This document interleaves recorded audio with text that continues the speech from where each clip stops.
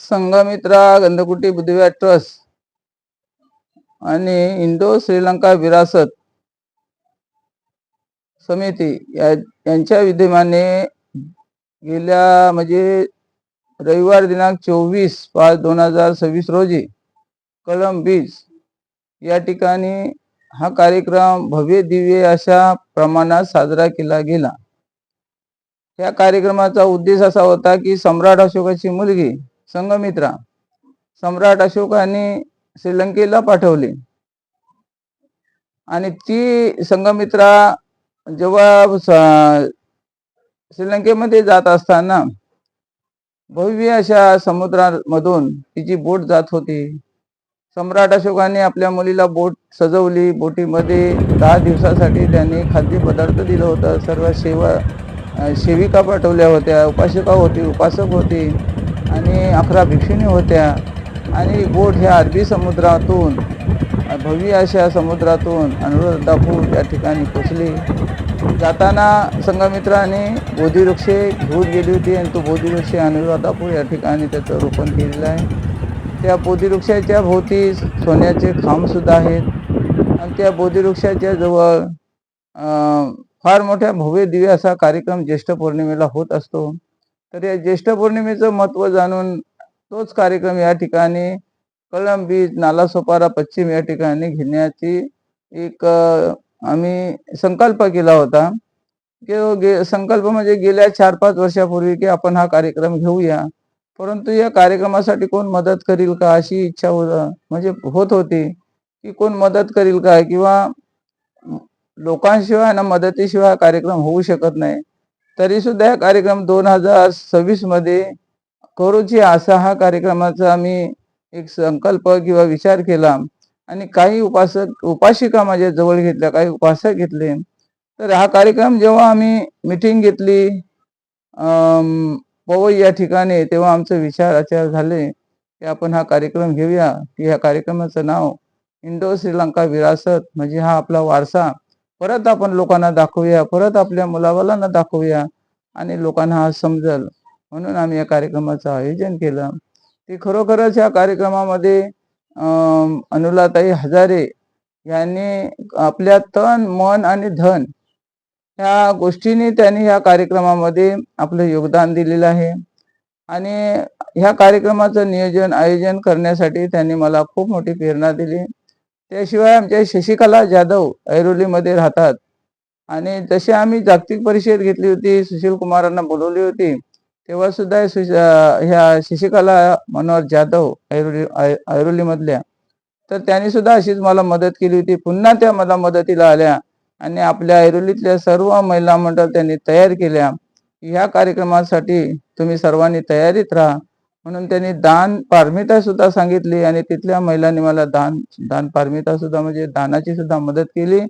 चांगल्या प्रकारे त्यांनी एक श्रीलंकेचा लोक केला।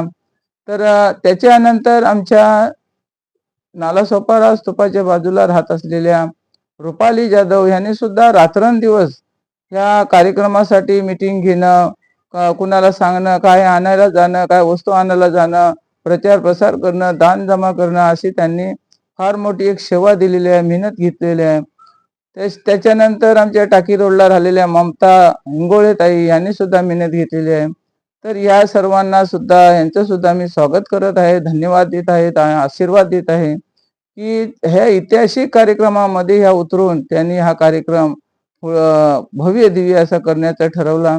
तसेच ऐरोलीच्या ज्या उपासिका अरुणा अहिरे ह्याने तर रात्रंदिवस महिला मंडळाची सारखी मीटिंग घेऊन की आपल्याला श्रीलंकेचा लूक करायचा आहे आणि त्या कार्यक्रमासाठी आपल्याला दान पारमिता सुद्धा करायची आहे। तर ह्या अरुणाताईंनी सुद्धा खूप मोठी मेहनत घेतलेली आहे आणि खूप हा कार्यक्रम यशस्वी व्हावा म्हणून ते तन मन धनाने सुद्धा पुढे आलेले आहेत। तर ह्यांचं सुद्धा आपण सर्वांनी स्वागत केलं पाहिजे आणि खरोखरच अशा महिला तयार झाल्या पाहिजे। त्याशिवाय स्नेहा रामटेके आणि यांना सांगितलं, बघ असा असा कार्यक्रम आहे संघमित्राचा, तर मूर्ती सुद्धा आपल्याला बनवायला लागणार। त्यांनी ताबडतोब मला 11,000 रुपये पाठवून दिले आणि ती मूर्ती सुद्धा त्यांनी दान केलेली आहे। त्याच्यानंतर औरंगाबादच्या सुनंदा नितनवरे यांच्या मनामध्ये एक प्रेरणा अनेक प्रकारे जागृत झाली की महाप्रजापतीचा इतिहास ऐकताना की मला सुद्धा भविष्यामध्ये भिक्षुनीच मी बनणार आहे, हे सर्व मी सोडणार आहे. तर मग त्यांच्या मनात आलं मी सुद्धा एक महाप्रजापतीची मूर्ती देते. म्हणून त्यांनी 18,000ची एक मूर्ती लाकडाची त्यांनी दिली. त्यांना सुद्धा धन्यवाद, त्यांचं सुद्धा स्वागत आणि त्यांना सुद्धा मंगलमैत्री आशीर्वाद. नंतर दिलीप शिरसाट आणि नायगावचे साळवे यांनी दोघांनी भोजनदान भिक्षुणीला, ज्या भिक्षुणी आल्या त्या 101 भिक्षुणी, काही उपासक लोक आली होती, त्यांना 200-250 लोकांना त्यांनी भोजनदान दिलं. आणि ह्यांना सुद्धा मंगलमैत्री आशीर्वाद हा सुद्धा देणं गरजेचं आहे, कारण अन्नदान म्हणजे सर्वश्रेष्ठ दान आहे. नंतर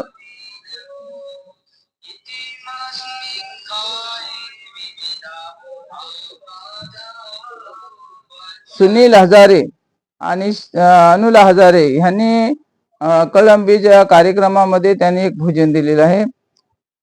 त्याशिवाय आमचे रुपेश जाधव यांनी सुद्धा चांगल्या प्रकारे दर कार्यक्रमाला, प्रत्येक कार्यक्रमाला मदत करतात. त्यांना सुद्धा मंगलमैत्री आशीर्वाद आणि त्यांचं सुद्धा स्वागत आहे.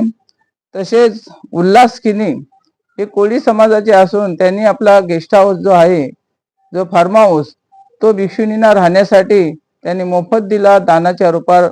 आणि त्यांची मुलगी उल्हास किन्नी, जिन्नासा किन्नी हिने आपल्या युट्यूबच्या माध्यमातून ह्या कार्यक्रमाचा प्रचार प्रसार तिने केला. तर तिला सुद्धा मंगलमैत्री आशीर्वाद आणि तिचं सुद्धा स्वागत आहे. नंतर विजय गजबे हे बोरवलीला राहतात.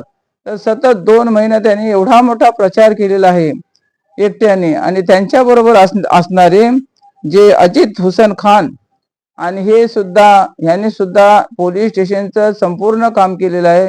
ते विठी, पांढरा, नालासोपारा, वसई, विरार आणि अन्नाळा या सागरी किनाऱ्याचं सर्व असणारे काम त्यांनी चांगल्या प्रकारे केलं.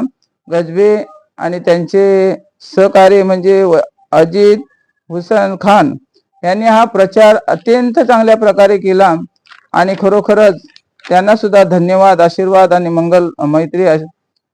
त्याच्यानंतर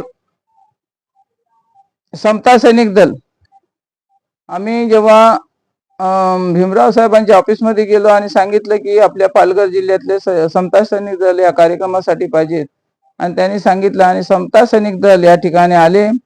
तर त्यांना सुद्धा धन्यवाद, त्यांनी सुद्धा चांगली आपली सेवा दिली. बोटीवर जेव्हा बोधिवृक्ष घेऊन आम्ही जेव्हा समुद्रामध्ये गेलो तेव्हा त्यांनी मानवंदना दिली.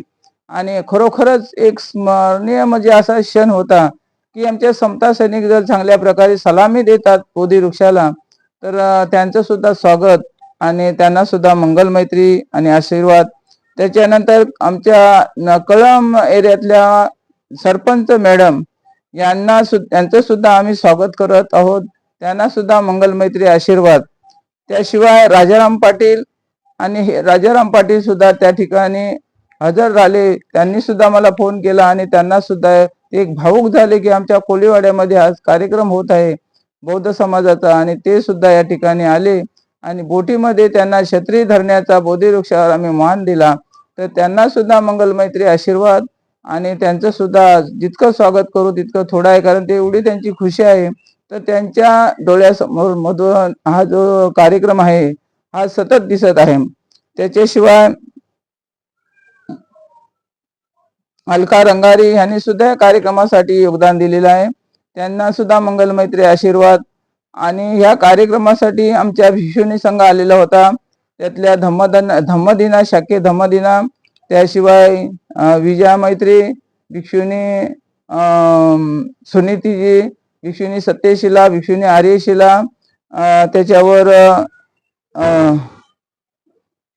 अशा अनेक भिक्षुणी या ठिकाणी आल्या आणि त्यांना सुद्धा मंगलमैत्री आशीर्वाद मी देत आहे. कल्पना मोन, रेखा कांबळे यांनी सुद्धा आम्हाला चांगलं योगदान दिलेलं आहे. खापर्डे ताई नवी मुंबईच्या यांनी सुद्धा योगदान दिलेलं आहे. या कार्यक्रमासाठी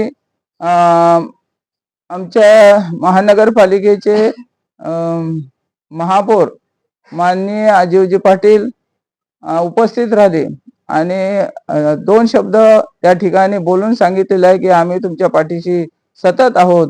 अशा प्रकारे ते या ठिकाणी उपस्थित राहिले आणि त्यांचं सुद्धा स्वागत, त्यांना सुद्धा मंगलमैत्री आणि आशीर्वाद. त्याशिवाय या ठिकाणी आलेले पूर्ण मुंबईमधून लोक, उपासक आणि उपासिका या सर्वांना मंगलमैत्री आणि आशीर्वाद आणि त्यांना त्यांचं सुद्धा स्वागत आहे. त्या सम्राटचे संपादक कुणाल कांबळे हे सुद्धा या कार्यक्रमामध्ये आलेले होते आणि त्यांनी सुद्धा प्रचार आपल्या सम्राटच्या माध्यमातून केलेला आहे. तर त्यांना सुद्धा मंगलमैत्री आशीर्वाद. त्याशिवाय आमचे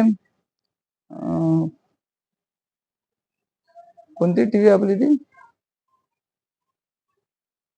आवाज इंडियाचे जे आलेले होते हा प्रचार प्रसार करण्यासाठी, तर त्यांना सुद्धा मंगलमैत्री आशीर्वाद. असे अनेक उपासक लांबीतून पुणा, कर्नाटक, सोलापूर, नागपूर, औरंगाबाद, अकोला अशा ठिकाणातून जो उपासक उपासिका आणि भिक्षुणी संघाचा जो भरणा होता, 101 भिक्षुणी उपस्थित त्या ठिकाणी होत्या आणि या भिक्षुणी संघाचा कार्यक्रम कळंब बीच या ठिकाणी झालेला आहे. त्याशिवाय आमचे